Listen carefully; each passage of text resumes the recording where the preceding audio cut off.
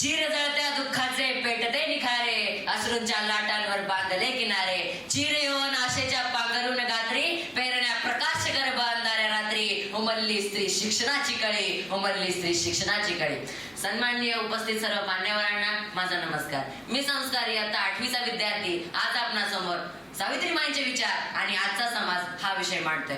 आजच्या या समाजातील गोरगरीब, दीनदुबळे आणि अज्ञानी लोक, ज्या लोकांना शिक्षणाचा गंधही नाही आणि यामुळे त्या संधीचा धूर्त लोक फायदा घेतात आणि आपलं उखळ भरतात. पण या लोकांना त्यांची चूक कोण सांगणार, कोण समजावणार? या गोरगरीब आणि अज्ञानी लोकांचा वाली कोण, त्यांची सुधारणा कोण आणि केव्हा करणार? यासाठी त्यावेळी अंधाऱ्या कुशीतून सूर्योदय व्हावा तसा अज्ञानाच्या किरणांवर घाव घालण्यासाठी उमलली एक कळी माझ्या सावित्रीबाईच्या रूपानं. संयम ठेवा. आपल्याला कधीतरी चांगलं करण्यासाठी अवघड परिस्थितीतूनही जावेच लागते. स्वतःमध्ये बदल घडवण्याची एवढी क्षमता पाहिजे की मग तो बदल आपल्यासाठी कितीही त्रासदायक असला तरी तो सहन करता आला पाहिजे. आणि हेच बदल घडवण्याचे स्वप्न उरी बाळगून होणाऱ्या अन्यायावर मात करत, समाजातील अनेक रूढी परंपरांवर मात करत सावित्रीमाईंनी 150 वर्षांपूर्वी स्त्री पुरुष समानता व सामाजिक न्याय प्रस्थापित करण्यासाठी चळवळ उभारून तत्कालीन रूढीप्रिय समाज व्यवस्थेशी कडवी झुंज फुले दाम्पत्यांनी दिली. ते फक्त बालविवाहाला विरोध करून थांबले नाहीत, तर विधवांच्या पुनर्विवाहाचं सामाजिक उत्तरदायित्वही त्यांनी मोठ्या हिमतीने पार पाडलं.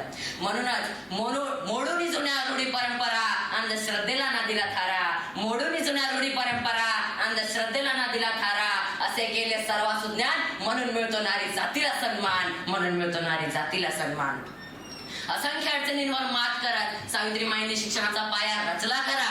पण आजच्या समाजाची अवस्था काय, कसा आहे आजचा समाज? मी सांगतो. आज आपण मोठ्या आवाजात म्हणतो आपला भारत प्रगत झाला, पण खरंच आपला भारत प्रगत झाला का हो? स्त्री सुरक्षित झाली का? जातपात संपली का? आपल्या समाजातील रूढी परंपरा मोडल्या का?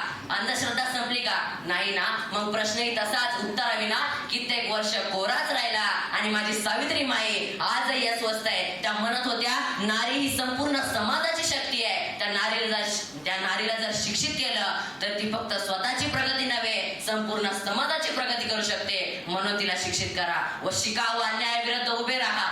पण आजच्या काळात शिका म्हणजे काय? फक्त नोकरीसाठी, फक्त पगारासाठी की फक्त स्वतःसाठी? तर नव्हे. शिका म्हणजे अन्याय ओळखायला शिका. शिका म्हणजे गुलामगिरी नाकारायला शिका. आणि गरज पडली तर सत्तेलाही प्रश्न विचारायला शिका. पण या आजच्या काळात आपण शिक्षित असूनही अन्यायाविरुद्ध आवाज उठवत नसाल तर ते शिक्षण नव्हे, तो फक्त एक कागदच आहे. आज सावित्रीमाईंच्या फोटोला हार घालणारे कित्येक आहेत, पण त्यांचे विचार आचरणात आणणारे किती आहेत? म्हणून मी आज ठामपणे सांगेन, सावित्रीमाई या फक्त एक इतिहास नव्हत्या, त्या या संपूर्ण नारी शक्तीचा अभिमान, स्वाभिमान आणि आत्मविश्वास होत्या. आणि आजचा आरसा आहेत. म्हणूनच हार घालायचाच असेल तर फुलांचा नव्हे, विचारांचा घाला. आणि माझी सावित्रीमाई जिवंत ठेवायचीच असेल तर ती आपल्या कृतीत, शब्दात आणि काळजात ठेवा, तरच आपला समाज अधिक प्रगतशील होईल. आज मी इथं बोलतोय सावित्रीमाईंच्या विचारांवर, पण खरा प्रश्न असा आहे की आपण सावित्रीमाईंच्या विचारांवर बोलतोय का त्यांना फसवतोय? कारण आजच्या या काळात शाळा वाढल्या, पण माणुसकी किती वाढली? का ती वाढली नाही याचं आत्मपरीक्षण करण्याची वेळ आता आपल्या सर्वांवर आली आहे. ज्या काळात स्त्री शिक्षणासाठी बाहेर पडल्यावर तिचं स्वागत शेणाने दगडांनी लोकांच्या शिव्याशापाने होत होतं, त्या काळात माझ्या सावित्रीमाईंनी हातात पुस्तक घेऊन स्त्री शिक्षणाची ज्ञानज्योत पेटवली. अहो, आजच्या या काळात जर कुठल्याही स्त्रीने कुठल्याही क्षेत्रात प्रगती केली तर तिचं स्वागत फुलांनी, हारांनी होतं. पण त्या काळात होतं का हो तसं?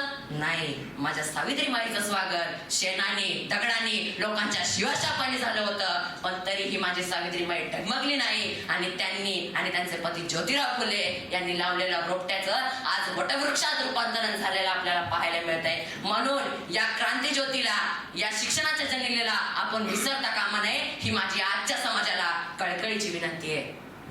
पण आजकाल हा वटवृक्ष असा झुकायला का लागलाय? आजचा समाज पाहिला तर डिग्री आहे पण दिशाच नाही, ज्ञान आहे पण जाणीवच नाही. आणि सोशल मीडियावर मायकादात्यांच्या शेकडो पोस्ट आहेत, पण प्रत्यक्षात आपल्या अंतरंगात भरलंय काय? माणुसकी शून्य. सावित्रीमाई म्हणत होत्या अन्याय सहन करणे हा गुन्हा आहे. पण आजकालच्या काळात आपण काय करतोय? स्त्रीवर अत्याचार होतो पण आपण फॉरवर्ड करतो. दलितांवर अन्याय होतो पण तरीही आपण सायलेंट राहतो. गोरगरिबांवर अन्याय होतो पण आपल्या मायकानंद बिझी असतात. हेच का त्या सावित्रीमाईचे स्वप्न? म्हणून मी म्हणेन, ऋण फेडीन समाजाचे कष्टाने आणि स्वीकारेन मी दाही दिशा. हे सावित्री माये, ऋण हे फेडीन मी समाजाचे कष्टाने आणि स्वीकारेन दाही दिशा. या मातीतच स्वर्ग फुलवणे साकारेन मी नव्या पिढीची नवी आशा. साकारेन मी नव्या पिढीची नवी आशा. याच्या या समाजाला गरज आहे ती सावित्री माईच्या शिक्षण प्रवाहातील विचारांची. आणि तरच आज ही सावित्री माई तुमच्या आणि आमच्यामध्ये आपल्या काळजात जिवंत आहे असे मला ठामपणे सांगता येईल. म्हणून मी शेवटी एवढंच म्हणेन, शब्दांनी मोडली बेडी, विचारांनी केली क्रांती. शब्दांनी मोडली बेडी, विचारांनी केली क्रांती. अन्यायाविरुद्ध उभे ठाकली तीच खरी स्वातंत्र्याची शांती. तीच खरी स्वातंत्र्याची शांती. नमन त्या सावित्रीला, धैर्याची ती जिवंत खून. नमन त्या सावित्रीला, धैर्याची ती जिवंत खून. तिच्या संघर्षातून जन्मली स्त्री शिक्षणाची नवी धून. स्त्री शिक्षणाची नवी धून. धन्यवाद.